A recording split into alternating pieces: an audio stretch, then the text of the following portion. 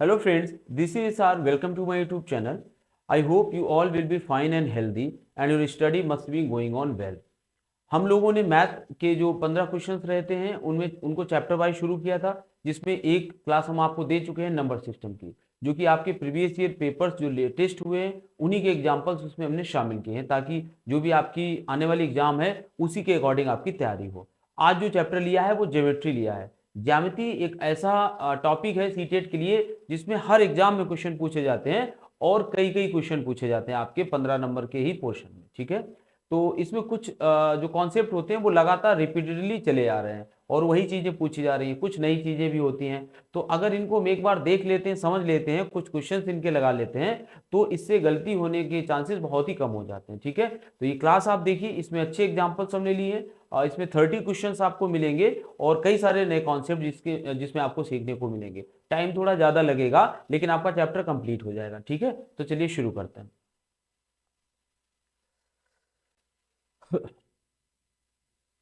पहला क्वेश्चन है,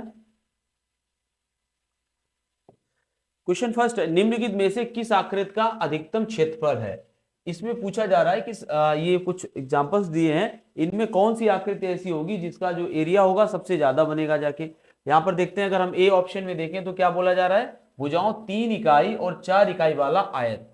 आयत अगर यहाँ पर कह रहा है तो इस तरह से हम कह सकते हैं 3 इसकी चौड़ाई होगी और 4 इसकी क्या होगी, लंबाई होगी। तो इसका एरिया कितना आ जाएगा, लंबाई गुणे चौड़ाई यानी 12 आ जाएगा। ठीक है, 12 और स्क्वायर में रहता है, जो भी इसका यूनिट होगा वो किस तरह से होता है, स्क्वायर में होता है। ठीक है, आगे बात करते हैं। अगर हम कोई स्क्वायर है यानी वर्ग है, कितनी उसकी भुजा क्या है, 3 इकाई वाला कोई वर्ग है, तो आप भी जानते हैं वर्ग का क्षेत्रफल होता है भुजा स्क्वायर यानी 3 और 3 का गुणा 2 बार तो कितना हो जाएगा, 9 हो जाएगा। ठीक है, और नेक्स्ट है सी ऑप्शन में, त्रिज्या 2 सेंटीमीटर वाला कोई वृत्त। अगर कोई सर्कल है और उसकी त्रिज्या जो है वो 2 सेंटीमीटर है तो आपको पता है फॉर्मूला क्या होता है, पाई आर स्क्वायर। पाई का मतलब 22/7 और आर का मतलब होता है 2 और इसका वर्ग कितना हो जाएगा, 4। तो इस तरह से इसका जो आंसर आएगा 88/7। पॉइंट में अगर हम इसको वैल्यूज आएगी, लेकिन निकाल के देखते हैं, 7 एकम 7 18 हुआ और 7 दूनी 14, कितना 4 4 और 40 हुआ, 7 बना 35। ठीक है, तो कुल मिला के हम देखेंगे 12 से ऊपर आ रहा है। आगे देखते हैं, 3 इकाई और 4 इकाई वाला कण को छोड़कर वाला कोई समकोण त्रिभुज। ठीक है, तो इस तरह से कोई समकोण त्रिभुज है चौथे ऑप्शन में, जिसका अगर हम आधार 3 माने और इसका लंब कितना है, 4 है। कण की जरूरत नहीं है, आप निकाल सकते हैं। इसका क्षेत्रफल होता है 1/2 आधार गुणे ऊंचाई। ठीक है, आधार गुणे ऊंचाई 1/2 आधार 4 है या 3 है और आप लंब का मान रख देंगे, तो यहां से इसकी वैल्यू आ जाएगी 3 दूनी 6। ठीक है, हम देखेंगे इन सभी फॉर्मूलाज आपको पता होंगे तो बहुत ज्यादा टाइम देने की तो जरूरत है नहीं। इसमें पहला ऑप्शन में था, वो कह रहा है किस आकृति का अधिकतम क्षेत्रफल होगा। पहली आकृति थी 3 इकाई और 4 इकाई वाला आया, तो 4 3 12 यूनिट स्क्वायर हो जाएगा इसका, यानी 12 आया। दूसरी ऑप्शन में था 3 इकाई वाला कोई वर्ग, तो 3 3 का 9 हो जाएगा, उससे कम है। और तीसरा ऑप्शन था 2 इकाई वाला वृत्त, इसको हम पाई आर स्क्वायर में रखेंगे तो मान इसका आएगा 12.5 और समथिंग आगे। ठीक है, और चौथा ऑप्शन था 3 इकाई 4 इकाई वाला कोई समकोण त्रिभुज था, और समकोण त्रिभुज का फॉर्मूला क्या होता है, 1/2 आधार गुणे ऊंचाई। तो इसका जब हम क्षेत्रफल निकालेंगे तो 6 यूनिट स्क्वायर आएगा। ठीक है, तो हम यहां से देखेंगे कि सबसे ज्यादा जो एरिया निकलेगा वो सर्कल का निकलेगा। किसका निकलेगा, वृत्त का निकलेगा। तो हमारा ऑप्शन नंबर सी सही हो जाएगा। क्लियर, आगे देखता हूं। आगे देखिए, क्वेश्चन नेक्स्ट है, 3 और 2/3। कितनी बार ये क्वेश्चन पूछा जा चुका है सीटेट में, मतलब हम आपको नंबर भी नहीं बता सकते हैं कि कितनी बार इस क्वेश्चन को सीटेट पूछ चुका है। 3 और 2/3 समकोणों में डिग्रियों की संख्या, और सब कोई जानता होगा इसको, लेकिन एक ऑप्शन हमने एक क्वेश्चन इसलिए रख दिया है ताकि जिसको ना भी पता हो तो वो भी आराम से जान जाए। 3 और 2/3 समकोण, तो 3 समकोण प्लस में 2/3 समकोण। एक समकोण में कितने डिग्री होते हैं, 90, तो 3 × 90 प्लस 90 और कितना 90 का 2/3 का मतलब 2/3। ठीक है, तो ये हो जाएगा 270 हो जाएगा, प्लस और 2/3 कितना हो जाएगा, 3 फिर का 9 और 3 दूनी 6, यानी कि 2/3 कह रहा था ना, 2/3। ठीक है, 3 3 का 9 और 3 दूनी 6 60। तो यहां से इसका मान आ जाएगा 330। ठीक है, एक बार देख लेते हैं। 3 और 2/3 समकोणों में डिग्रियों की संख्या। 3 समकोण तो पूरे हैं, 3 समकोण पूरे हैं, और 2/3, एक समकोण कैसा है, 2/3 है। और 2/3 समकोण का मतलब कितना होता है, 90 का अगर 2/3 करेंगे तो उसका मान कितना आएगा, 60 आएगा। और 3 समकोणों का मान कितना आता है, 9×3 = 27, 270। तो इन दोनों को जब हम जोड़ेंगे तो हमारा मान कितना आ जाएगा, 330। यानी कि हमारा ऑप्शन नंबर बी सही हो जाएगा। नेक्स्ट देखिए, अगला है क्वेश्चन नंबर 3 देखिए। क्वेश्चन नंबर 3 कह रहा है, निम्न में से किन आकृतियों के युग्म में सममित रेखाएं। कितनी बार ये क्वेश्चन आया है सममित रेखाओं से संबंधित, और शायद ही सीटेट का कोई पेपर है जो लेटेस्ट पेपर चल रहे हैं जिसमें सिमेट्री लाइन से रिलेटेड क्वेश्चन ना पूछा गया। ठीक है, निम्न में से किन आकृतियों के युग्म में सममित रेखाओं की संख्याएं समान होती हैं। तो सममित रेखाओं को थोड़ा सा हम समझ लेते हैं कि क्या होता है। अगर हम बात करें सममित रेखाएं, क्योंकि कई सारे लोग होंगे जिनको ये चीज थोड़ी सी नहीं लगेगी। क्या होता है, देखिए, जब किसी आकृति को आप दो तरह की उस पर लाइन खींचते हैं और उस आकृति दो समान भागों में ऐसी बटे कि एक तरफ का दूसरी तरफ आप ये मान के चलिए बिल्कुल प्रतिबिंब हो, समरूप हो, तो इस तरह की आकृति को जब हम डिवाइड करते हैं, तो अगर ऐसी कोई आकृति डिवाइड हो रही है, जैसे थोड़ी देर के लिए हम एक सर्कल ले लेते हैं और इसको आप इस तरह से लाइन खींच दीजिए, इसमें इस सर्कल को दो भागों में बांट दिया और वो भी बराबर भागों में, तो हम कह सकते हैं कि अगर इस वाले सिरे को हम उठाकर इसके ऊपर रख दें तो ये बीच नीचे वाला सिरा पूरी तरह से बंद हो जाएगा। तो जब एक आकृति का आधा खंड दूसरे आधे खंड को पूरी तरह ढक ले तो वो जो लाइन होती है वो कैसी लाइन कहलाती है, सममित रेखा कहलाती है उस आकृति के लिए। बात थोड़ी सी क्लियर हुई होगी आपको। किसी भी पर्टिकुलर आकृति के लिए, जैसे हम एक और एग्जांपल ले लेते हैं, मान लीजिए हमने ये आयत ले लिया, ठीक है, आयत ले लिया है और हम इसको इस तरह से बीच में इसके एक वर्टिकल लाइन खींच दें, तो ये जो लाइन होगी ये इस आयत को दो समान भागों में विभाजित कर देगी और हम कहें तो इसका इधर दर्पण प्रतिबिंब एक तरह से बन जाएगा। इसको आप उठा के इसके ऊपर रख दीजिए, कोई फर्क नहीं पड़ेगा, दोनों आकृतियां एक दूसरे में बिल्कुल ओवरलैप कर जाएंगी। तो इस तरह की लाइंस जिस भी आकृति में खींची जा सकती हैं तो उन्हीं को हम क्या कहते हैं, सममित रेखाएं कहते हैं। इसके एग्जाम्पल दो तरह से देखने को मिलते हैं, एक तो हमें ज्यामितीय आकृतियों में, और दूसरा जो सीटेट बहुत बार पूछता आया है वो किसमें पूछता है, अल्फाबेट में पूछता है। अल्फाबेट में सममित रेखाओं को पूछा जाता है और दूसरा पूछा जाता है जो ज्यामितीय आकृतियां होती हैं, यानी कि त्रिभुज हो गया, वर्ग हो गया, वर्ग और आयत हो गया, समांतर चतुर्भुज, समलंब चतुर्भुज, ठीक है, सम चतुर्भुज, इनमें पूछी जाती है। चलिए अब हम बात करते हैं एक एक करके। था क्या हमारा यहाँ पर, कह रहा है निम्न में से किन आकृतियों में युग में सममित रेखाओं की जो संख्याएं हैं वो समान है। चलिए देखते हैं। समांतर चतुर्भुज एक एक करके बना लेते हैं। समांतर चतुर्भुज अगर हम बनाना चाहें तो किस तरह से ये बनेगा, जाके कुछ इस तरह से बनेगा जाके समांतर चतुर्भुज, ठीक है। चलिए अब देखिए, आप समांतर चतुर्भुज में अगर हम एक वर्टिकल लाइन डालते हैं और एक हॉरिजॉन्टल लाइन खींचते हैं तो इन दोनों कंडीशन में इसको ये इस आकृति को ऐसा विभाजित नहीं कर पा रही है कि आप एक सिरा को दूसरे सिरे पे रख दें और बिल्कुल आकृति फिट बैठ जाए। जैसे अगर हम केवल इसी लाइन को देखें जो ये हॉरिजॉन्टल खींची गई है, तो इस हॉरिजॉन्टल लाइन में आप इसको जब नीचे की ओर करेंगे तो देखिए ये सिरा इधर कहीं जा रहा है और ये सिरा इधर कहीं आ रहा है, यानी इसमें फिट नहीं बैठ रहा है। और जब हम इस वर्टिकल लाइन को देखेंगे तो इसको भी जब हम मोड़ेंगे, पूरा इस तरफ करेंगे तो ये सिरे अलग अलग हो जाएंगे, यानी आपस में फिट नहीं बैठेंगे। तो अब यहाँ क्वेश्चन ये भी बनता है, कौन सी आकृति है जिसमें जीरो सममित रेखाएं होती हैं, तो वो कौन सी होती है, समांतर चतुर्भुज होती है, पैरेललोग्राम होती है, ठीक है। कौन सी होती है, समांतर चतुर्भुज। चलिए अब बात करते हैं सम चतुर्भुज। सम चतुर्भुज का जो फिगर बनेगा कुछ इस तरह से बनेगा, ठीक है। आपको पता होगा ऐसा चतुर्भुज जिसकी चारों भुजाएं बराबर होती हैं और इसके जो विकर्ण होते हैं वो 90 डिग्री पे एक दूसरे को प्रतिच्छेद करते हैं, इस तरह की आकृति को क्या कहते हैं, सम चतुर्भुज कहते हैं। देखिए जब हमने इसमें एक ऊर्ध्वाधर लाइन खींची तो ये भी कैसी है, इस आकृति को दो बराबर फलकों में बांट रही है, एक इधर का एक इधर का। और जब हमने इस तरह से क्षैतिज लाइन खींची तो ये भी इस आकृति को आधा इधर बांट रही है। तो हम कह सकते हैं कि इसमें सममित रेखाओं की संख्या कितनी होती है, 2। अगला ऑप्शन हमारे पास है पतंग। पतंग का डायग्राम कुछ इस तरह से बनता है, ऐसे बनता है। तो देखेंगे अगर हम ये एक लाइन यहाँ पर ड्रॉ करें तो ये एक आधा उधर और आधा इधर बराबर यानी कि दो समरूप भाग यहाँ पर क्रिएट हो रहे हैं जो एक दूसरे को ओवरलैप कर सकते हैं। लेकिन इसके अलावा आप हॉरिजॉन्टल इसमें नहीं खींच सकते हो, तो इसमें सममित की रेखाओं की संख्या कितनी हो जाएगी, एक। अगला ऑप्शन है समांतर चतुर्भुज, जो कि हम पहले बना चुके हैं। अगला है वर्ग। वर्ग अगर हम देखें तो चारों भुजाएं बराबर होती है, इस तरह से कुछ बनेगा। अब इसमें एक तो सममित रेखा हो जाएगी ये, ठीक है, एक ये हो जाएगी, और एक सममित रेखा हो जाएगी ये, दो हो गई। एक सममित रेखा हो जाएगी इस तरह से और एक हो जाएगी इस तरह से।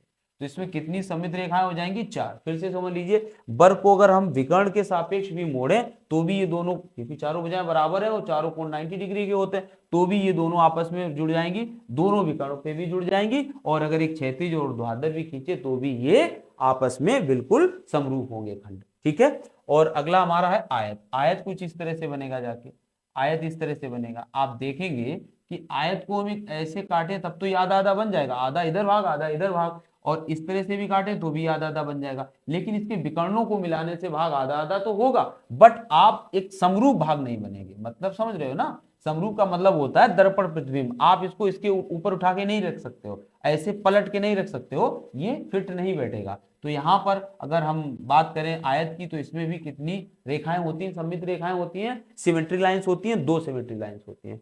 इतनी ही आकृतियों की बात यहाँ पर की गई है। अब हमसे क्या पूछ रहा था, सममित रेखाओं की संख्या समान किसमें है, तो हम देखेंगे दो किसमें है, एक तो दो होती है समचतुर्भुज में और एक दो होती है आयत में। ये हो गया समचतुर्भुज, समचतुर्भुज, ये हो गया है आयत, ये हो गया है वर्ग, ये है एक पतंग, ये है एक पतंग, और ये समांतर चतुर्भुज हमने पहले लिख दिया था। तो हमारा ऑप्शन हो जाएगा आयत और समचतुर्भुज, यानी डी ऑप्शन हो जाएगा। आई थिंक इतनी आकृतियों से रिलेटेड आपको सिमेट्री क्लियर हो गई होगी। बाकी जो व्रत वगैरह की आएगी वो आगे आएगी, तब आगे उसको देख लेंगे, यहाँ पर डिस्कशन करने का उसका कोई मतलब है नहीं, ठीक है। आगे बढ़ते हैं, नेक्स्ट देखिए आप क्वेश्चन नंबर 4 देखिए। क्वेश्चन नंबर 4 क्या कह रहा है, कह रहा है शिक्षक ने कक्षा 5 के विद्यार्थियों को 3 आकृतियां क्या क्या दी हैं, व्रत, वर्ग और त्रिभुज दी है, ठीक है, त्रिभुज दिया है। उन्होंने उनसे पूछा इनमें से कितनी आकृतियां आधे गुणन के बाद समान रहेंगी। वह अपने विद्यार्थियों को निम्न के बारे में अध्ययन कराना चाहता है, मतलब वो अपने विद्यार्थियों को क्या पढ़ाना चाह रहा है, ठीक है। पहले तो आप ये बात समझिए, ये घुड़न शब्द नया आया है, इसका मतलब क्या है। देखिए सिमेट्री में जो हमने आपको बताया था, तो हमने आपको लाइन सिमेट्री भी बताई थी, जो ज्यामितीय आकृतियों में लाइन सिमेट्री होती है, ठीक है। अब बात आई है घुड़न की। घुड़न में मतलब क्या होता है, कोई आकृति है, जैसे सपोज करो हमने बना दिया है इस तरह से एक फूल बना दिया है, ठीक है, और इसमें कितनी पंखुड़ी हैं, 4 पंखुड़ी। ड्राइंग तो हमारी अच्छी नहीं है बिल्कुल भी, आप समझ लीजिए, है ना, आप समझ लीजिए, पता नहीं क्या बन गया है, लेकिन आप एज्यूम कर लीजिए जो हम बताना आपको चाह रहे हैं। 4 फूल है ना, ठीक है, ये 4 पंखुड़ी वाला एक कोई फूल बन गया है। अब हम कहें आपको कि इसको अगर हम रोटेट करें, जैसे ये है, अब इसमें इसका सेंटर ये मान लेते हैं, सेंटर ये होगा, मान क्या लेते हैं। अब घुड़न की बात है, जो ये कह रहा है ना समान रहेंगे, अगर हम इसको, ये अगर कोई पॉइंट हम डाल देते हैं, इसको हम पहले 90 डिग्री घुमाते हैं, कितना 90 डिग्री। और कैसा घुमाते हैं, अपनी जगह पे ही ऐसे घुमाते हैं, कैसे, ऐसे, जैसे अगर एच ऐसा है, इसको हमें घुमाना हो 90 डिग्री, तो एच कैसा हो जाएगा, इस तरह से हो जाएगा, है ना, ऐसे करके ऐसे घुमाएं, तो ये 90 डिग्री घूमेगा, कितना घूमा 90 डिग्री। फिर से इसको घुमाएं और 90 डिग्री करें, मतलब टोटल मिला के 180 करें, तो ये कैसा हो जाएगा, फिर से दोबारा से ऐसा हो जाएगा। हम ये आपको बताना चाह रहे हैं, ठीक है। तो ये चीज अगर हम ऐसे घुमाते हैं तो आप जानोगे कि 90 डिग्री के बाद भी जैसा यहाँ फिगर है वैसा ही फिगर वहां बनेगा।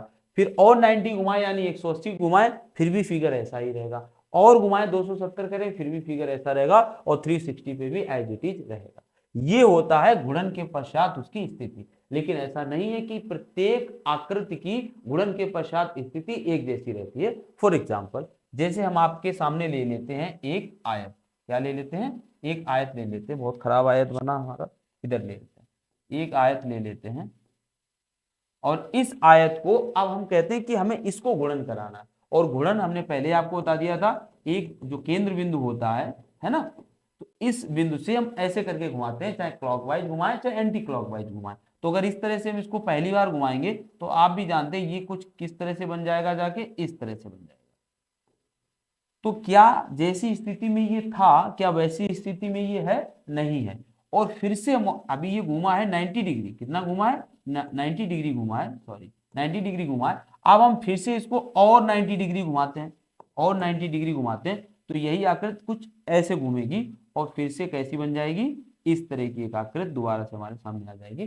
तब हम कह सकते हैं कि अगर किसी आयत को 180 डिग्री घुमाया जाए, कितना? 180 डिग्री घुमाया जाए, तो वो पुनः अपनी उसी स्थिति में जैसा वो पहले प्रतीत हो रहा था बिल्कुल वैसी स्थिति में आ जाता है।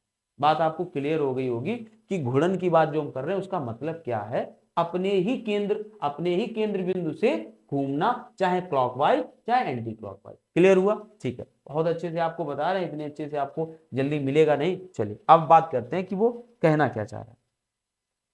तो वो ये कहना चाह रहा है कि अगर इस तरह की कोई वृत्त, वर्ग और त्रिभुज में घूर्णन करवा रहा है, तो घूर्णन करवाने का उसका पर्पज क्या है टीचर का?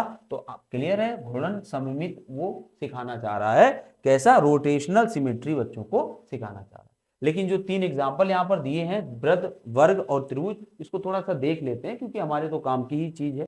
अगर हम वृत्त की बात करें, एक सर्कल की बात करें, सर्कल एक ऐसी आकृति होती है जिसका जो घूर्णन होता है वो अनंत होता है। कैसे? जो घूर्णन सममितियां इसमें बनती हैं, रोटेशन जो सिमेट्री इसकी होती है वो कितनी होती है? इनफाइनाइट होती है। कैसे?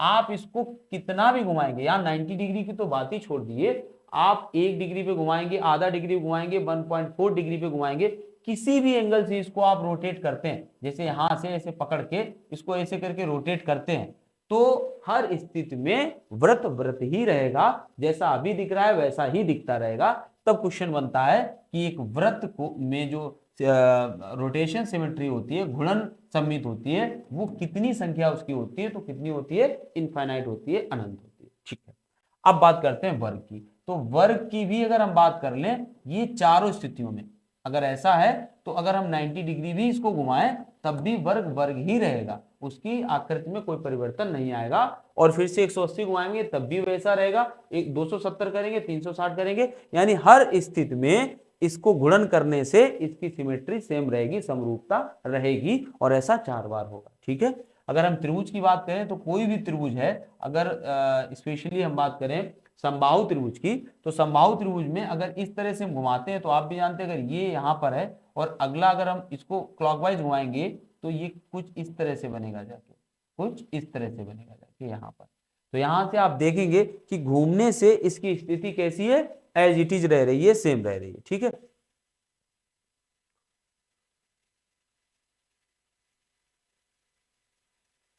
सॉरी 90 पे होगी जाके, ये किस पे होगी जाके सेम? ये 90 पे होगी जाके सेम, ये 180 पे, सॉरी 90 पे नहीं होगी जाके।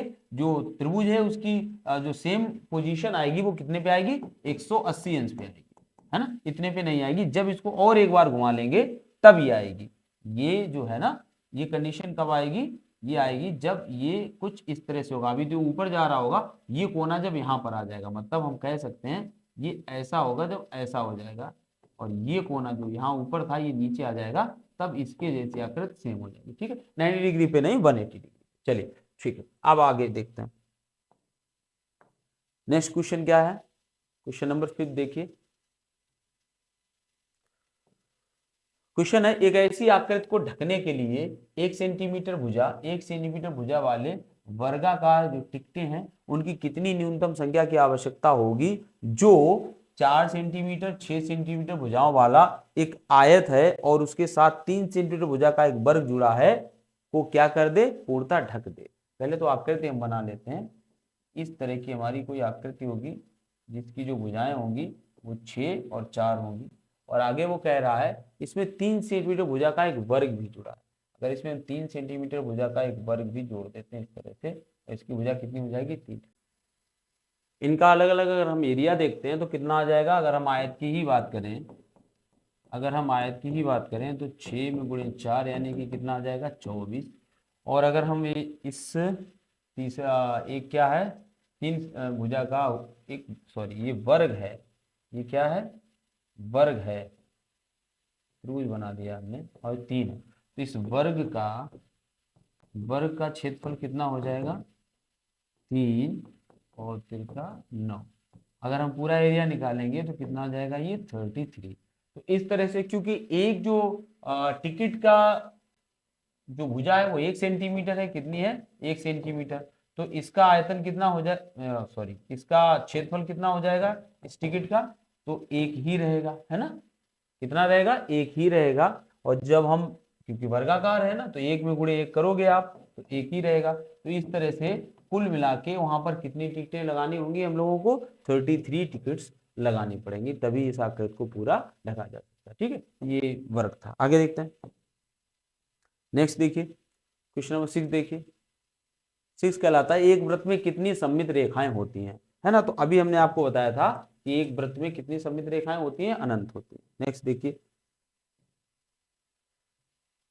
देखिए, क्वेश्चन नंबर 7। एक बिंदु से होकर खींची जा सकने वाली रेखाओं की संख्या, देखिए ये एक बिंदु है, इससे होकर खींची जा सकने वाली रेखाओं की संख्या आप बताइए, किसी भी एंगल से आप इनको काउंट कर सकते हो, यानी इनफाइनाइट होती है। कितनी होती है, अनंत होती है। एक बिंदु से अनंत रेखाएं की जा सकती हैं, लेकिन अगर 2 बिंदु हैं तो 2 बिंदुओं से केवल और केवल एक रेखा खींची जा सकती है। 3 बिंदु अगर कैसे हैं, 3 बिंदु सररेखीय नहीं है, मतलब एक रेखा में स्थित नहीं है, तो उनसे हम एक त्रिभुज का निर्माण कर सकते हैं। ठीक है, उनसे एक त्रिभुज का निर्माण हो सकता है, बशर्ते वो एक रेखा में स्थित ना हो। चलिए आगे बढ़ते हैं। नेक्स्ट क्वेश्चन है, सही कथन चुनिए। चलिए अच्छा क्वेश्चन है ये। पहला ऑप्शन है यहाँ पर, वृत्त का व्यास उसकी त्रिज्या की लंबाई का आधा होता है। वृत्त का जो व्यास होता है, ये हमने सर्कल ड्रॉ कर लिया, और इसका जो व्यास होता है वो क्या कह रहा है, वृत्त का व्यास उसकी त्रिज्या की लंबाई का आधा होता है। और इसकी त्रिज्या जो होती है इसकी लंबाई का आधा होता है, नहीं, आप भी जानते होंगे जो व्यास होता है वो त्रिज्या से दूना होता है, यानी व्यास बराबर 2r हम कह सकते हैं। व्यास क्या होता है, व्यास त्रिज्या का दूना होता है। ये पूरा व्यास होता है और त्रिज्या इसमें इसकी आधी होती है।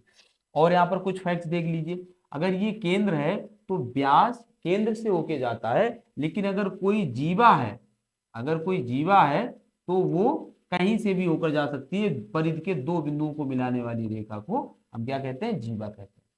ठीक है, तो क्या व्यास एक जीवा है, हाँ, व्यास वृत्त की जीवा होती है। अगर क्वेश्चन आ जाए वृत्त की सबसे बड़ी जीवा कौन सी होती है, तो व्यास ही वृत्त की सबसे बड़ी जीवा होती है। ठीक है, अब अर्धवृत्त पे बना कोण संपूर्ण होता है। ये आप सभी को थ्योरम पता होगी कि अगर अर्धवृत्त में कोई कोण बनाया जाए तो वो कैसा होता है, संपूर्ण होता है।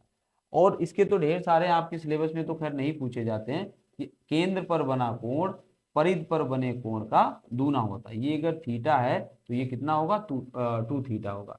परिधि पर बने कोण सभी आपस में बराबर होते हैं, तो ये भी कैसा होगा, थीटा होगा। ठीक है, इस टाइप की थ्योरम आपकी इसमें पूछी तो नहीं गई, बस ये कुछ है, इसको देख लीजिए। और इसमें एक चीज आपको देख लें, अगर हम इससे कोई यहाँ पर कोई इस तरह, इसको हटाएं पहले, आप देखिए, अगर कोई स्पर्श रेखा हम खींचते हैं, कोई स्पर्श रेखा किसी वृत्त पे खींचते हैं, तो वो केवल एक बिंदु को टच करती है। हमें दिख रहा है कि ढेर सारे बिंदुओं को टच करती हुई जा रही, लेकिन स्पर्श रेखा केवल एक बिंदु को टच करती है। और केंद्र से अगर स्पर्श रेखा पर हम इस तरह से लंब डालें तो ये कितने डिग्री का होता है, ये 90 डिग्री पे आता है, पहली बात। और ये इस व्यास को समद्विभाजित करता है, कैसा करता है, आधा काटता है, समद्विभाजित करता है। तो जीवा के साथ एक ये उसके टेंजेंट यानी स्पर्श रेखा के साथ एक ये भी कॉन्सेप्ट चलता है। ठीक है, चलिए अब हम लोग अपना देखते हैं आगे क्या है। तो ये तो होगा नहीं, ये तो गलत हो जाएगा।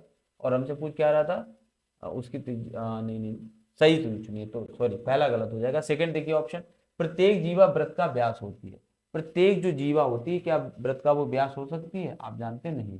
एक जीवा हमने यहाँ खींच दी, क्या ये व्यास है, नहीं है, क्योंकि आपको पता है व्यास वही जीवा केवल व्यास होगी जो उसके कहां से होकर जाएगी, केंद्र से होकर जाएगी। तो ये भी हमारा कैसा हो जाएगा, ऑप्शन गलत हो जाएगा।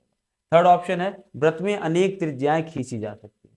वृत्त में अनेक त्रिज्याएं खींची जा सकती है। कोई भी वृत्त है, आप सेंटर से चाहे जितनी त्रिज्याएं आप परिधि के लिए ड्रॉ कर लीजिए, आपको कोई समस्या नहीं होने वाली है। यानी हाँ, वृत्त वृत्त में अनेक त्रिज्याएं खींची जा सकती हैं। और जो फोर्थ ऑप्शन है, वृत्त की परिधि उसके व्यास का 3 गुना होती है, ऐसा कुछ भी नहीं होता है। ठीक है, तो ऑप्शन नंबर सी हमारा सही हो जाएगा। आगे देखिए, नेक्स्ट क्वेश्चन है, दो कोण जिनका योग 180 अंश है। ठीक है, आप सभी को पता होगा दो तरह के कोण होते हैं, एक संपूरक होते हैं, एक संपूरक कोण होते हैं, जिसको आप ऋजुपूरक भी कहते हैं, ऋजुपूरक भी कहते हैं, और एक होता है पूरक, पूरक, जिसको आप कोटिपूरक भी कहते हैं। क्या कहते हैं? कोटिपूरक। ठीक है, देखिए संपूरक कोण वो होते हैं जिन कोणों का योगफल जो कितना होता है 180 डिग्री होता है, ऐसे कोणों को संपूरक कोण कहा जाता है। और जिन कोणों का योगफल 90 डिग्री होता है, ऐसे कोणों को क्या कहते हैं? कोटिपूरक या पूरक कोण कहते हैं। ठीक है, कौन सा कोण है जो अपने कोटिपूरक का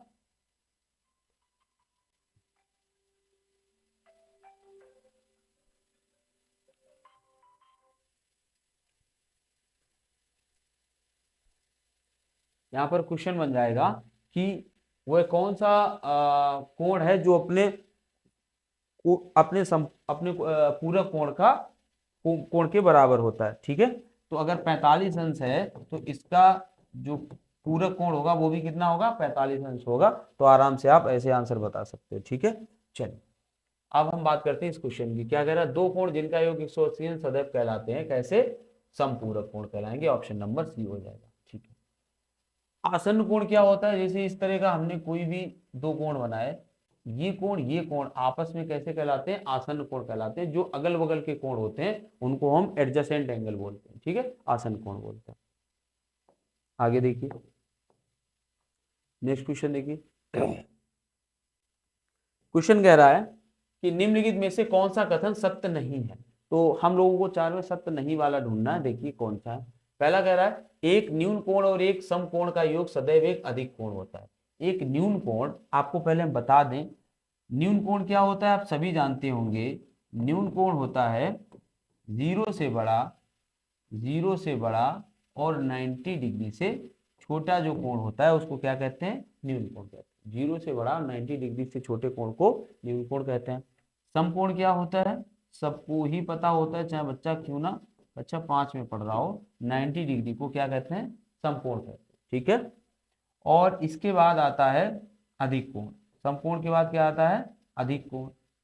अधिक कोण कितने का होता है? 90 से बड़ा और कितने से छोटा? 180 अंश से छोटे कोण को हम क्या कहते हैं? अधिक कोण कहते हैं। इसके बाद आता है ऋजु कोण। ऋजु कोण,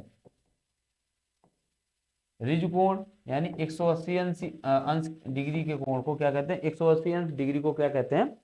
180 को कहते हैं ऋजु कोण। ठीक है, अब इसके बाद आता है बृहत कोण। कौन सा आता है? बृहत कोण। बृहत कोण 180 से ज्यादा, 180 डिग्री से ज्यादा और कितने से? 360 डिग्री से कम के कोण को क्या कहते हैं? बृहत कोण कहते हैं। और 360 डिग्री के कोण को कहते हैं संपूर्ण कोण। क्या कहते हैं? संपूर्ण कोण। ये कोणों की बेसिक जानकारी लगभग सभी को होती है। ठीक है, अब हम अपने क्वेश्चन पे चलते हैं। क्वेश्चन क्या कह रहा था? एक न्यून कोण मतलब कुछ भी हो सकता है ना, 10 12 10 20 50 80। एक न्यून कोण और एक समकोण का योग सदैव एक अधिक कोण होता है। बिल्कुल अधिक कोण होगा। अगर हम एक समकोण कितना लेते हैं? 90 में कोई भी न्यून कोण जोड़ते हैं, चाहे आप 1 डिग्री ही क्यों ना जोड़ दें, वो अधिक कोण बन जाएगा। क्योंकि कुछ रेखा इस तरह से होगी और अगर इससे थोड़ा सा भी ज्यादा हुआ तो रेखा इस तरफ चली जाएगी। और आपको पता है कि 90 से ज्यादा अगर हो रहा है तो वो क्या हो जाएगा? अधिक कोण हो जाएगा। और वो भी कह रहा है न्यून कोण जोड़ना है उसमें, तो न्यून कोण है मतलब 90 में 90 आप नहीं जोड़ सकते हो, मतलब वो हर हाल में 180 अंश से कैसा रहेगा? कम ही रहेगा। तो यानी ये बात बिल्कुल सही है। पूछ कह रहा था कौन सा सही नहीं है, लेकिन ये तो सही है। आगे देखते हैं, सेकंड क्या कह रहा था? दो न्यून कोणों का योग सदैव एक समकोण से कम होता है। नहीं, ये बात गलत है। देखिए, दो न्यून कोणों का योगफल सदैव समकोण से कैसे कम हो सकता है? मान लीजिए एक न्यून कोण हम 80 लेते हैं और दूसरा भी हम 80 ले लेते हैं, तो कितना हो गया? 160 हो गया। क्या ये समकोण से कम है? नहीं है। तो दो न्यून कोणों का योग सदैव समकोण से कम नहीं हो सकता है, सदैव नहीं हो सकता। आप 10 जोड़ो 10 20 जोड़ो तो हो जाएगा, लेकिन सदैव नहीं हो सकता, तो यही ऑप्शन गलत हो जाएगा। अगला कह रहा है दो समकोणों का, सी ऑप्शन देखिए, दो समकोणों का योग एक ऋजुकोण के बराबर होता है। दो समकोण जब आप जोड़ेंगे तो एक ऋजुकोण आपके सामने बन के तैयार हो जाएगा। अगला देखिए, दो अधिक कोणों का योग सदैव एक प्रतिवर्ती कोण होता है। प्रतिवर्ती कोण किसको बोलते हैं? रिफ्लेक्स एंगल, वही जो हमने आपको ये कोण बताया। चलिए देखते हैं, दो अधिक कोणों का योग। दो अधिक कोण मतलब 90 प्लस जोड़े जा रहे हैं। 90 प्लस अगर कोई चीज जोड़ी जा रही है, जैसे हम सोच के देखें, हम 100 दो बार जोड़ दे रहे हैं, 90 प्लस मतलब 100 भी जोड़ सकते, तो कितना हो गया? 200। तो कहीं ना कहीं ये 180 के नीचे चला गया है ना, 180 के नीचे चला गया। और जब 180 के नीचे चली जाएगी तो वो कोण किस कैटेगरी में आ जाएगा? बृहद कोण की कैटेगरी में आ जाएगा, जिसको हम रिफ्लेक्स एंगल कहते हैं, प्रतिवर्ती कोण कहते हैं। ठीक है, तो इस तरह से ऑप्शन सही गलत आपको पता चल गए होंगे। यही गलत है, बी वाला ऑप्शन गलत है। ठीक है, आगे देखते हैं। नेक्स्ट देखिए 11 कह रहा है अंग्रेजी के अक्षरों, हाँ यहाँ पर कुछ क्वेश्चन फिर से वही वाले आ गए। अंग्रेजी के अक्षरों एच और ई में समकोणों की, अच्छा ये तो चलिए कोण से ही रिलेटेड है, समकोणों की कुल संख्या कितनी है? तो आप देखिए, अगर हम एच को बनाए तो इस तरह से बनेगा, और आप देखेंगे एक ये 90 हो गया, एक ये 90, एक ये 90 और एक ये 90। तो यहाँ कितने समकोण हो गए हैं? 4 समकोण हो गए। 4 समकोण इसमें हो गए, 4 90 डिग्री के कोण। अगर हम एक ई बनाते हैं तो ई कुछ इस तरह से बनेगी, एक ये हो गया, एक ये हो गया, एक ये और एक ये। यहाँ पर भी कितने? 4। तो 4 4 मिला के इन दोनों में समकोण कितने हो जाएंगे? 8 समकोण हो जाएंगे, यानी डी ऑप्शन हो जाएगा। ठीक है, तो किसी अक्षर में हम देख लेते हैं कि जो लाइंस है उनका झुकाव कैसा है। आगे देखते हैं, क्वेश्चन नंबर 12 देखिए। 12 क्वेश्चन कह रहा है निम्नलिखित अक्षर समूह में से किस एक में केवल एक सममित रेखा। देखिए, हमने कहा था सममित रेखाएं दो तरह से आपके एग्जाम में पूछी जा रही है। एक तो ज्यामितीय आकृतियों को लेके, इस पर आकृतियों पे इनकी संख्या पूछी जाती है, और दूसरा पूछी जाती है अल्फाबेट यानी वर्णमाला पे। किस पे? दूसरा वर्णमाला पे। इन्हीं से रिलेटेड आपके क्वेश्चन बराबर आपके एग्जाम्स में आते रहे। ठीक है, तो यहाँ पर क्या कह रहा है? निम्न अक्षर समूह में से किस एक में केवल एक सममित रेखा है। तो हम सममित रेखा ड्रॉ करके देख लेते हैं कैसे निकलती है। अगर हम बी में देखेंगे तो आप बी को इस तरह से बीच में अगर आप काट, जैसे एक आपको लिख के ही बता दे रहे हैं, इस तरह से बी है और बीच में इस तरह से आप अगर कोई रेखा खींचते हैं, है ना, तो इस हॉरिजेंटल रेखा इसको दो भागों में ऐसे बांटेगी, दो समरूप भागों में विभाजित करेगी। जितना भाग ऊपर का होगा उतना नीचे का होगा। अगर इसको ऐसे ऐसे मोड़ के आप इसके ऊपर कर दो तो इसके ऊपर ओवरलैप कर जाएगा आके, यानी इसमें एक रेखा तो इस तरह की बन गई। लेकिन कोई भी आप इस पे वर्टिकल रेखा यानी कि लंबवत रेखा आप इसके ऊपर नहीं खींच सकते। ठीक है, तो इस तरह से इसमें बी में कितनी रेखाएं हो जाएंगी? सममित एक। आई में कितनी होगी? ये आई बनी हुई है। आई को आप एक तो 20 से काट सकते हो, मतलब 20 से रेखा खींची जा सकती है, और एक इसको आप इस तरह से भी रेखा खींच सकते हो। तो आई एक ऐसा अक्षर है जिसमें कितनी होती है सममित रेखाएं? 2 होती है। अगर हम एच की बात करें तो एच में, एच को इस तरह से काटोगे तब भी ये दो बराबर भागों में बढ़ जाएगा और ओवरलैप कर जाएगा। और अगर 20 से भी काटेंगे तब भी ऊपर वाले को नीचे वाले में आप मिला सकते हो एच को। तो एच में भी कितनी होती है? 2 होती है। ठीक है, अब बात करते हैं सी। सी में एक होती है, इस तरह से सी के बीच में आप कर दीजिए तो सी ऊपर नीचे बराबर बराबर हो जाएगी और एक दूसरे के ऊपर आ सकती है। जी में कोई भी सममित रेखा नहीं होती है। जी में कोई भी सममित रेखा नहीं। यू में एक सममित रेखा होती है। अगर इस तरह से आप यू को 20 से काटोगे तो दो ऐसे ऐसे खंड बन जाएंगे और आप इनको मिला सकते हो। अगर हम डी की बात करें तो डी में एक होती है, 20 से आप ऐसे कर दीजिए, दो बराबर भागों में बट गई, लेकिन इसके अलावा इसमें कोई सममित रेखा नहीं होती। ई की बात करें तो ई भी दो भागों में इस तरह से आप बांट सकते हो और ऊपर नीचे का भाग बराबर बराबर हो जाएगा। ठीक है, इसमें भी खड़ी रेखा नहीं खींची जा सकती। एम की बात करें तो इसमें आप वर्टिकल लाइन खींच सकते हो लेकिन हॉरिजेंटल नहीं खींच सकते हो। वर्टिकल खींचने से इसके दो पार्ट हो गए, देखिए इस तरह से। अगर हम इसमें ऐसे ऐसे इस पे रेखा डाल दें तो ये दो पार्ट अलग अलग हो गए, इनको मिला सकते हो। तो इन सभी में एक एक सममित रेखा है, ऑप्शन नंबर सी, और यही हमसे क्वेश्चन में पूछा जा रहा था। ठीक है, एन में अगर पूछे तो एन में कोई सममित रेखा नहीं होती है। देखिए एन को आप इस तरह से भी अगर काटोगे तो भी ये ऊपर कुछ अलग तरह का है, इधर कुछ अलग तरह का है, तो नहीं बनेगा। अगर ऐसे भी काटोगे तब भी ये, तो एन में कोई भी सममित रेखा नहीं होती है। ए में एक सममित रेखा होती है, ये ए बना है, आप इसको इस तरह से कर सकते हो अलग अलग, और दो समान भाग इधर उधर हो जाएंगे, बी का हम पहले बता चुके हैं। तो आई थिंक ये आपको अल्फाबेट से रिलेटेड जो सममित रेखाएं खींचना हो गया वो आपको पता चल गया होगा, ठीक है। अब एक आई हो गया, एच हो गया, और एक एक्स और होता है जिसमें दो सममित रेखाएं होंगी। अगर आप इसको इस तरह से डिवाइड करते हो तो भी दो खंड बराबर नीचे आप ला सकते हो, अगर इसको आप इस तरह से डिवाइड करते हो तो भी आप इसको ऐसे मिला सकते हो, यानी सममित रेखा आप खींच सकते हो, ठीक है। चलिए आगे बढ़ते हैं। क्वेश्चन नंबर 13 देखिए। 13 क्वेश्चन कह रहा है कि मेधा ने अपनी कॉपी में तीन कोण 108 डिग्री, 75 डिग्री और 90 डिग्री के रूप में मापे। यदि वह इन कोणों को निम्न रूप से क्रम में वर्गीकृत करती है तो निम्नलिखित में से कौन सा सही है। तो 108 अंश कैसा होता है, अधिक कोण होता है, बिल्कुल सही है। 90 डिग्री से ऊपर और 180 अंश से कम कोण को अधिक कोण कहते हैं। 75 डिग्री का न्यून कोण होगा, 90 डिग्री से कम के कोण को निम्न कोण कहते हैं, निम्न कोण होगा, 180 अधिक होगा, और 90 डिग्री संपूर्ण होगा। तो यही हमारा ऑप्शन सही हो जाएगा। आगे देखिए क्वेश्चन नंबर 14 देखिए। 14 क्वेश्चन नंबर कह रहा है कि निम्नलिखित आकृतियों में से किस आकृति की रैखिक रैखिक व घूर्णन सममिति की संख्याएं बराबर नहीं होती। अब बात आप समझिए, ये दोनों चीजें हम आपको अभी पीछे की क्लास में बता चुके हैं कि क्या होती है रैखिक सममित और क्या होती है घूर्णन सममित। रैखिक सममित हमने आपको बताया था जब कोई ऐसी रेखा खींची जाए जो दी हुई आकृति को दो ऐसे भागों में बांटे कि एक दूसरे की कॉपी हो, मतलब बिल्कुल प्रतिरूप हो, और उसको एक दूसरे के ऊपर रखें तो पूरा ओवरलैप कर जाए। और अभी ढेर सारे ऑप्शन हमने आपको अल्फाबेट में भी दे दिए और साथ के साथ आपको ज्यामितीय आकृतियों में भी इसके हमने आपको उदाहरण दिए, ठीक।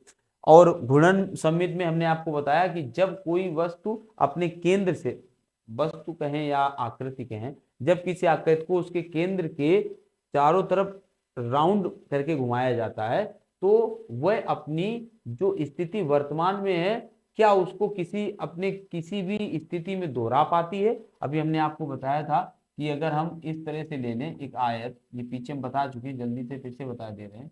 अगर हम यहाँ पर इसको रखें और एक बार ऐसा क्लॉकवाइज घुमाएं तो आपको हमने बताया था इस तरह से कि एक बार तो ये ऐसी हो जाएगी और फिर और क्लॉकवाइज घुमाएंगे तो दोबारा से ये आकृति कैसी बन जाएगी, फिर से ये बन जाएगी। एक बार में तो ऐसी बनेगी 90 डिग्री में, और फिर से 90 डिग्री अगर घुमाएंगे तो इस तरह से पूर्व आकृति जैसी ऊपर थी वैसी आकृति बन जाएगी। इसको कहते हैं घूर्णन सममित।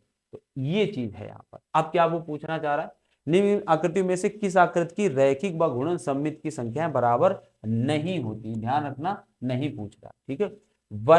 वर्ग में आप देखोगे तो वर्ग में रैखिक सममित, यहाँ पर हम उसका थोड़ा सा डायग्राम ड्रॉ कर लेते हैं। ये रहा वर्ग। वर्ग में हमने आपको बताया था जो सममित रेखाएं होती है वो कितनी होती है, 4। इस तरह से हमने आपको बताई थी। वर्ग में सममित रेखाएं कितनी बताई थी, 4। पीछे आराम से हमने आपको बताई थी। अगर हम इसकी घूर्णन स्थिति भी हम आपको बता चुके हैं वर्ग की, कि अगर हम इसको क्लॉकवाइज घुमाएं तो 4 कंडीशन ऐसी आएंगी, 4 कोण ऐसे आएंगे 90 डिग्री पे, 180 डिग्री पे, 270 डिग्री पे और साथ के साथ 360 डिग्री पर। ये 4 स्थितियों में एक जैसी रहेगी, बिल्कुल सेम रहेगी। क्लियर हुआ ये आपको। तो क्या हो गया यहाँ पर, संख्या बराबर नहीं होती तो वर्ग तो बराबर होता है, मतलब इसकी रैखिक और घूर्णन सममित बराबर होती है, 4 होती है। अब बात करते हैं आयत की। अगर हम आयत की बात करें तो आयत में दो कैसी रेखाएं होती हैं, सममित रेखाएं होती हैं। दोनों हमने आपको बताई थी पीछे, है ना। ये तो 4, ये अभी यहीं पर देख लीजिए, ये इसकी घूर्णन सममित कितनी हो गई, 2 हो गई। एक तो इसकी कंडीशन यहाँ पर मिलेगी आके 180 डिग्री पे, और एक इसकी ऐसी कंडीशन 360 डिग्री पे गुना मिलेगी, ठीक है। तो यहाँ पर क्या हो जाएगा कि इसकी 2 हो जाएंगी सममित रेखाएं और 2 हो जाएंगी घूर्णन समितियां, ठीक है, मतलब 2 हो जाएंगी। अगर हम समांतर चतुर्भुज की बात करें तो समांतर चतुर्भुज में ये देखिए, समांतर चतुर्भुज में आप इसकी एक भी सममित रेखा नहीं खींच सकते हो, मतलब सिमेट्री लाइन नहीं खींच सकते हो। अगर इसको इस तरह से आप वर्टिकल काटते हो तो आप देखेंगे अलग अलग बन जाता है। इस तरह से भी अगर आप काटोगे तो भी आकृतियां बिल्कुल भिन्न बनेगी, एक दूसरे के ऊपर ओवरलैप नहीं करेंगी, मतलब इसको दर्पण प्रतिबिंब हम नहीं कहेंगे। और अगर इस तरह से भी आप काटते हो, मतलब इसको इस तरह से भी अगर आप काटते हो, इसके विकर्ण को मिलाते हो, तब भी ये पार्ट अगर हम इस तरह से इसके ऊपर लाते हैं तो इसके ऊपर फिट नहीं बैठेगा। तो यानी कि हमने पहले ही बताया था इसमें सममित रेखाओं की संख्या कितनी होती है, 0 होती है, पीछे के सवाल में बता चुके हैं। और जो समांतर चतुर्भुज होता है, लेकिन इसकी अगर हम घूर्णन की बात करें तो एक बार तो ये ऐसा रहेगा, दूसरे बार में ऐसा आएगा, और तीसरे बार में जब इसको घुमाएंगे तो फिर से इसी पोजीशन में ये आ जाएगा। यानी तब इसकी 180 डिग्री पर आप घुमा के देख लेना, 180 डिग्री पर ये जैसा दिख रहा है वैसा ही दिखेगा, और फिर 360 पे तो एज इट इज दिखेगा ही। यानी इसकी घूर्णन सममितियां 2 होती हैं, और जो रैखिक सममिति होती है वो कितनी होती है, 0 होती है। याद रखना इसकी रैखिक सममिति 0 होती है, और वृत्त वाले केस में भी याद रखना जिसमें इनफाइनाइट होती है। ठीक है, सम चतुर्भुज आप अच्छी तरह बना सकते हैं इस तरह से। सम चतुर्भुज को आप देखेंगे कि इसकी कितनी होती है, 2 होती हैं रैखिक सममितियां। कितनी हो गई, 2 बार ऐसा हम इसको काट सकते हैं कि आकृति एक जैसी बनेगी। ऐसा काट दीजिए तो आधा इधर बराबर बना, और ऐसा काट दीजिए तो आधी आकृति ऊपर हो गई, आधी नीचे होगी, वो भी समरूप आकृति। आधी का मतलब सिर्फ आधी नहीं होता है, क्षेत्रफल की बात नहीं हो रही है, समरूपता की बात हो रही है, एक जैसे दिखने की बात हो रही है। ठीक है, अब इसकी अगर हम घूर्णन की बात करें तो घूर्णन में भी देख लीजिए, इसको एक बार ऐसा घुमाएंगे तब तो नहीं होगा, लेकिन 180 डिग्री जब घुमा देंगे इसको, अब बार बार बहुत टाइम जाएगा, अगर इसको 180 डिग्री घुमाएंगे तो जैसा ये दिख रहा है वैसा फिर से दिखेगा, और फिर 360 में भी दिखेगा, मतलब 2, और बाकी 2 वो हो गए। तो यहाँ पर एक ही आकृति है जिसकी बराबर नहीं होती, और वो क्या है, समांतर चतुर्भुज, पैरेललोग्राम। ठीक है, आई थिंक बहुत अच्छे से हमने आपको बता दिया है, क्लियर होना चाहिए बिल्कुल। आगे देखते हैं, क्वेश्चन नंबर 15 है, अंग्रेजी वर्णमाला के कितने बड़े अक्षरों में घूर्णन सममित होती है। देखिए, अंग्रेजी वर्णमाला के कितने अक्षरों में घूर्णन सममित होती है। 7 ऐसे अक्षर होते हैं जिसमें घूर्णन सममित होती है। एक आई होता है, जहां तक हम याद कर पा रहे हैं, एक आई होता है, एक एच होता है, एक एक्स होता है, एक ऑब्वियसली ओ होगा, और एक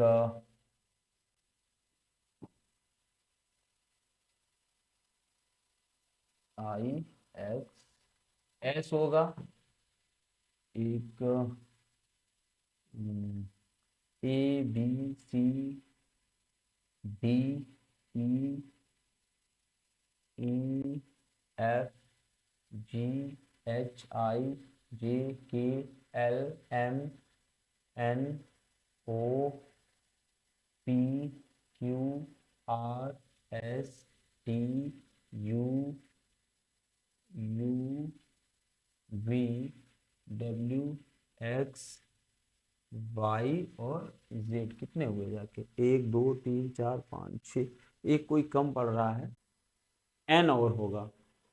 एन को अगर हम देखें तो माना कि इसमें कोई लाइन सिमेट्री नहीं होती है, मतलब आप ना तो इसको इस तरह से काट सकते हो ना तो इस तरह से काट सकते हो, लेकिन एन में रोटेशनल सिमेट्री होती है। कैसे, एक बार एन ऐसा है, और तो अगर हम इसको दोबारा बनाएंगे तो ये कुछ इस तरह से बनेगा, और अगर अगली बार बनाएंगे तो कुछ इस तरह से फिर से बन जाएगा।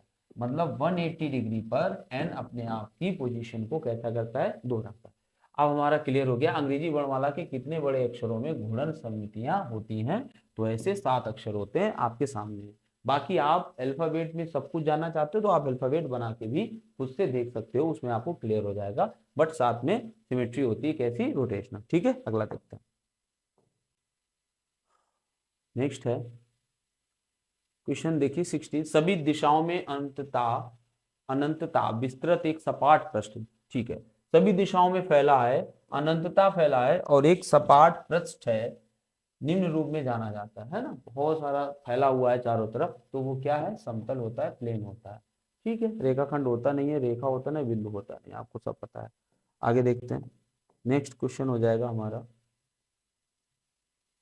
नेक्स्ट है 130 के कोण के संपूरक कोण बताइए। अभी आपको बताया था वे कोण जिनका योगफल कितना होता है, 180 अंश होता है, उनको हम क्या कहते हैं, संपूरक कोण कहते हैं। तो 130 का संपूरक कितना हो जाएगा, 150 50 हो जाएगा। अगला देखिए 18वां क्वेश्चन देखिए, निम्नलिखित में से किस आकृति में रैखिक सममित है ना, बार बार वही क्वेश्चन आ रहे हैं, इसलिए इसको दिया भी हमने, कई सारे हैं क्वेश्चन।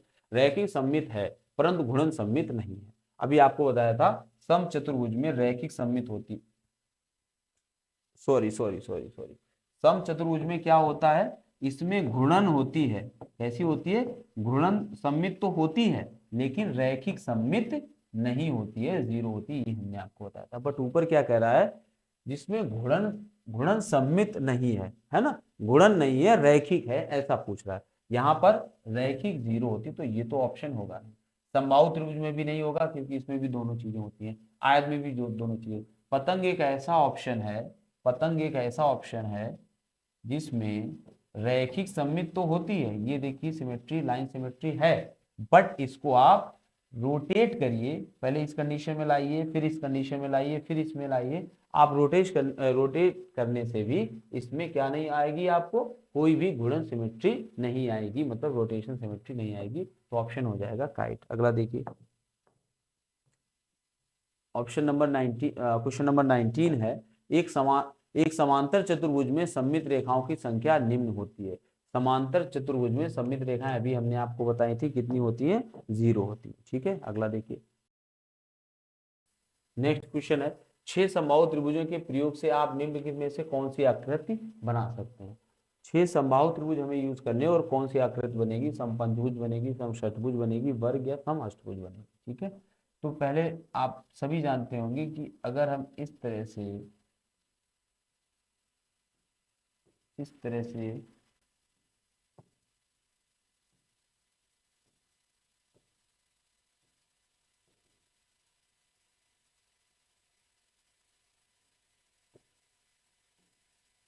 तो यहाँ पर कितने, 1 2 3 4 5 6, कितने समबाहु त्रिभुज हैं, है ना, समबाहु त्रिभुज की बात कर रहा है, कितने हैं, 6 समबाहु त्रिभुज होते हैं, और इन 6 समबाहु त्रिभुजों के मिलने से क्या बनता है, समषटभुज बनता है हमेशा। तो कुछ चीजें आपको ऐसे फैक्चुअल हैं वो याद होनी चाहिए, कोई प्रॉब्लम नहीं है, बहुत बेसिक चीजें हैं। 21 देखिए, 21 क्वेश्चन है, कह रहा है पंचभुज में कितनी सममित रेखाएं खींची जा सकती हैं। अगर पंचभुज है कोई, तो पंचभुज में कितनी सममित रेखाएं खींची जा सकती है। देखिए कोई भी अगर रेगुलर है, रेगुलर फिगर है, चाहे कोई भी हो, पंचभुज हो, षष्ठभुज हो, अष्टभुज हो, तो उसमें उसकी भुजाओं के बराबर ही सममित रेखाएं खींची जा सकती हैं, यानी 5 ही खींची जा सकती है, कोई उसमें नहीं होगा, कोई प्रॉब्लम नहीं होगी, जितनी भुजाएं हैं उतनी ही सममित रेखाएं खींची जा सकती हैं। ठीक है, चलिए, चाहे त्रिभुज हो तो उसमें भी 3 सममित रेखाएं खींची जा सकती है, बशर्ते रेगुलर होना चाहिए। सम पंचभुज की बात हो रही है यहाँ पर। चलिए आगे बात करते हैं।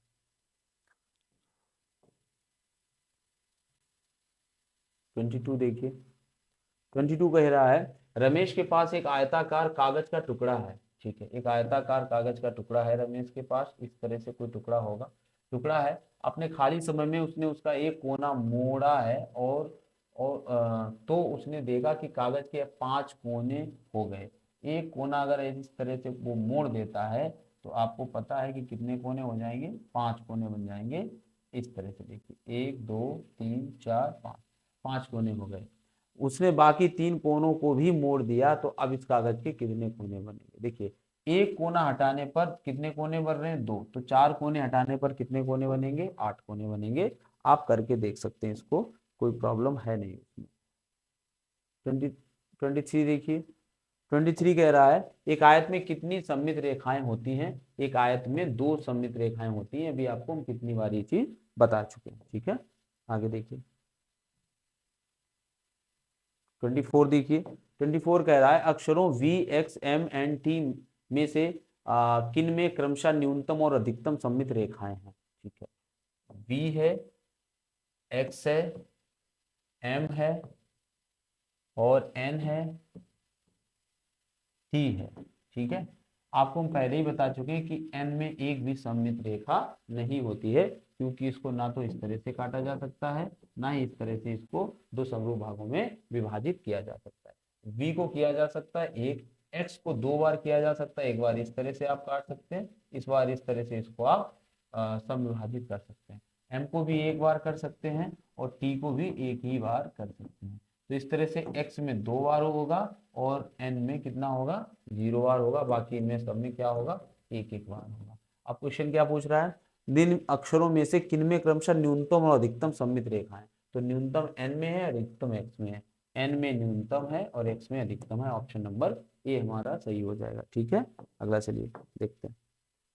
25 देखिए, कह रहा है एक 120 सेंटीमीटर लंबी तार को मोड़कर एक समबाहु त्रिभुज बनाया गया। देखिए, जब तार की लंबाई 120 है और समबाहु त्रिभुज बन रहा है, तो आप बताइए वो 120 जो भी है सेंटीमीटर है, वो इक्वली डिवाइड होगा तीनों भुजाओं पर। इक्वली डिवाइड होगा तो मतलब प्रत्येक भुजा कितने कितने की हो जाएगी, 40 सेंटीमीटर, 40 सेंटीमीटर और 40 सेंटीमीटर की हो जाएगी, है ना, यही होगा। तो 40 सेंटीमीटर इसकी प्रत्येक भुजा हो जाएगी।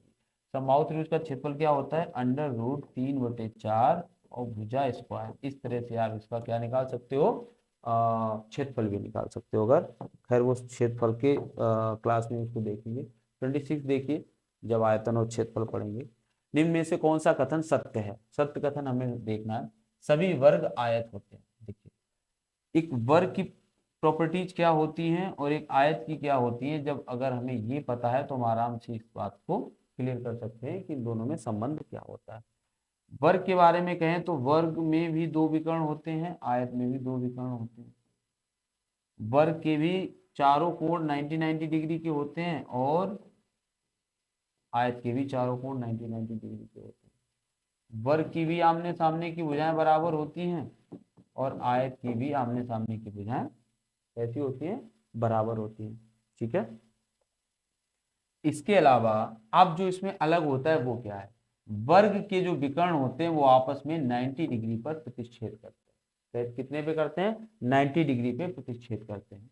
लेकिन आयत के मामले में ऐसा नहीं होता है कि ये 90 डिग्री पर ही प्रतिच्छेद करे, ऐसा जरूरी नहीं है। ठीक है, तो इस तरह से यहाँ पर कुछ बेसिक टर्म मिलते भी हैं और कुछ चीजें अलग भी एक दूसरे को करती हैं। अब हम देखते हैं कि इसमें क्या कह रहा है वो, कौन सा कथन सत्य है। सभी वर्ग आयत है, कोई भी वर्ग आयत है क्या, तो आयत की जो जो वर्ग की प्रॉपर्टी ये अलग से होती है कि इसके जो विकर्ण होंगे वो 90 डिग्री पे ही प्रतिच्छेद करेंगे। जरूरी नहीं कि आयत उसको फॉलो करे। लेकिन वर्ग आयत वाली सभी जो पैरामीटर्स होते हैं वो सभी फॉलो करता है। आयत के पैरामीटर्स जो भी थे क्या थी, आमने सामने भुजाएं बराबर, तो इसमें भी चारों भुजाएं बराबर है तो आमने सामने की भी बराबर है। दो विकर्ण है, दो विकर्ण है, बाकी 90 डिग्री के ये 90 डिग्री के इसमें भी चारों शीर्ष होते हैं। ठीक है, तो मेरे कहने का मतलब है कि एक वर्ग आयत की सभी पैरामीटर्स को फॉलो करता है, लेकिन एक आयत वर्ग के पैरामीटर्स को फॉलो नहीं करता है, सभी पैरामीटर्स को फॉलो नहीं करता। तो सभी वर्ग आयत है, ये बात सही है। आगे देखते हैं। सभी समांतर चतुर्भुज वर्ग हैं क्या, सत्य पूछ रहा था तो सत्य तो मिल गया। बाकी आगे क्या कह रहा है, सभी समांतर चतुर्भुज वर्ग होते हैं। समांतर चतुर्भुज अगर बात करेंगे तो कुछ इस तरह से बनेगा, जाके इस तरह से। और आप जानते हैं कि किसी भी तरह से वर्ग नहीं कह सकते इसको। सभी आयत वर्ग हैं, बिल्कुल नहीं, अभी हमने आपको बताया।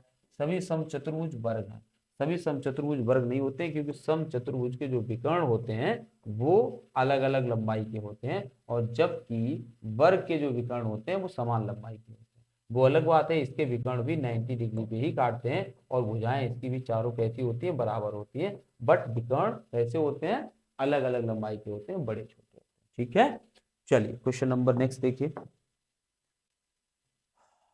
27 क्वेश्चन है, क्या कह रहा है, अक्षर H में बने सभी कोणों का योगफल कितना होगा। हम इस तरह से H बना देते हैं और आप देखेंगे यहाँ 90 है, यहाँ 90 है, यहाँ 90 है, यहाँ 90 है, तो नचोक 36, तो योगफल कितना हो गया, 360 डिग्री हो गया। अब ऑप्शन में देखते हैं किस तरह से दिया है।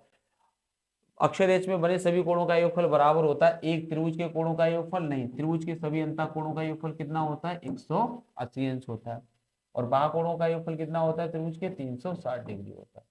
आगे देखते हैं, एक चतुर्भुज के अंतः कोणों के योगफल के बराबर चतुर्भुज के सभी अंतः कोण, वो चतुर्भुज किसी भी तरह का हो उसके सभी अंतः कोणों का योगफल सदैव 360 होता है। चतुर्भुज किसी भी प्रकार का हो सकता है। ठीक है, अगला ऑप्शन है, मतलब ये तो सही है, एक समकोण त्रिभुज के कर्ण के सम्मुख कोण के, मतलब कर्ण के समूह का कोण क्या होता है समकोण त्रिभुज में, 90 डिग्री, है ना। इस तरह से अगर बनाते हैं तो कर्ण के सम्मुख ये होता है, ये कितना होता है, 90 से तो काम बनेगा नहीं। एक समबाहु त्रिभुज के एक शीर्ष पर बने कोण के 4 गुने के, और एक समबाहु त्रिभुज अगर इस तरह से बनाते हैं तो इसका एक कोण शीर्ष वाला कितना होता है, 60 60 60। अब इसका हम 4 गुना भी कर देंगे तो 24 24, 40 हो जाएगा, जो कि गलत है। हमारा ऑप्शन है 360, जो कि ऑप्शन नंबर बी फॉलो कर रहा है। ठीक है, आगे देखते हैं। क्वेश्चन नंबर 28 देखिए। 28 क्वेश्चन कह रहा है, अमन लिखा है, इस नाम के अक्षरों में कितने न्यून कोण है? देखिए अ म न, ठीक है, अमन। अब देखिए न्यून कोण कितने, तो एक तो न्यून कोण ये हो गया है ना, एक न्यून कोण ये हो गया है, एक न्यून कोण एक ये, ठीक है, एक ये हो गया, एक ये हो गया न्यून कोण। ओके, एक ये हो गया है, एक ये, एक ये हो गया है, एक ये हो गया है, नहीं नहीं सॉरी सॉरी, ये नहीं है, ये हो गया। ओके, तो कितने हुए जाके, 1 2 3 4 5 6 7 8 9 10, तो कितने न्यून कोण हुए जाके 10। कोई और बन रहा है क्या? एम वाला, एम कुछ इस तरह से बनता है, मतलब एम वाला, हाँ, तो 11 हो जाएंगे। कितने हो जाएंगे? 11 न्यून कोण हो जाएंगे अमन लिखने में। ठीक है, बाकी ये सब कैसे होंगे? ज्यादा होंगे, ये कोई न्यून कोण नहीं होंगे, जैसे ये जो है और इस तरह की ज्यादा हो जाएंगे। ठीक है, आगे बढ़ते हैं। क्वेश्चन नंबर 29 कह रहा है, निम्न में से कौन सी किसी त्रिभुज की भुजाएं नहीं हो सकती? त्रिभुज की प्रॉपर्टीज की जब बात आती है तो वहां पर दो बातें आती हैं भुजाओं के बारे में स्पेशली। वो दो बातें ये होती हैं, पहली होती है कि दो भुजाओं का, किन्हीं दो भुजाओं का योग, किन्हीं दो भुजाओं का योग, दो भुजाओं का योग सदैव तीसरी भुजा से बड़ा होगा। कैसा होगा? बड़ा होगा। हम यहाँ पर बात कर रहे हैं भुजाएं चाहे दो छोटी वाली ही जोड़ें तब भी वो तीसरी बड़ी भुजा से बड़ा ही योग आएगा। अगर हम योग करेंगे तो बड़ी भुजा से बड़ा आएगा। यहाँ पर लिखा हमने नहीं है, लेकिन उसका मतलब यही है कि दो छोटी भुजाएं कोई भी हो, अगर उनका योग भी आप करेंगे तो भी वो बड़ी भुजा से बड़ा ही आएगा। और दूसरी कंडीशन ये होती है, किन्हीं दो भुजाओं का अंतर, और अंतर जो होगा किन्हीं दो भुजाओं का अंतर, किन्हीं दो भुजाओं का अंतर सदैव, हमेशा ऐसा होगा, सदैव तीसरी भुजा से छोटा होगा। सदैव तीसरी भुजा से कैसा होगा? छोटा होगा, है ना। जैसे एग्जांपल एक ले लेते हैं, चलिए यही ऑप्शन नंबर यही देख लेते हैं। देखिए आप दो भुजाओं का योग करिए, 4 3 7, 5 से बड़ा हो गया, हर हाल में बड़ा होगा, यही वहां पर कहा जा रहा था। और किन्हीं दो भुजाओं का अंतर, तो चलिए मान लीजिए थोड़ी देर के लिए इन्हीं का अंतर कर लेते हैं, 5 और 4 का, 5 और 4 का अंतर 1 आएगा, तीसरी भुजा से छोटा हो गया। हर हाल में छोटा आएगा दो भुजाओं का अंतर, किसी से भी आप निकाल के देख लीजिए। तो ऐसी वो ये कह रहा है कि त्रिभुज की भुजाएं नहीं हो सकती है, तो ये तो हो सकती है। देखिए दो भुजाओं का योग इससे बड़ा जा रहा है, दो भुजाओं का योग 7 दूनी 14 इससे बड़ा नहीं है, यानी ये त्रिभुज संभव नहीं है। बाकी 6 6 12 संभव है, और इसमें भी संभव है, 12 15 और 7 कितना होता है? 22 संभव है। और अंतर भी करके देख लेंगे, अगर किसी के भी साथ इसको भी घटाएंगे तो भी इससे छोटा आएगा, इसको ये घटाएंगे तो भी इससे छोटा आएगा।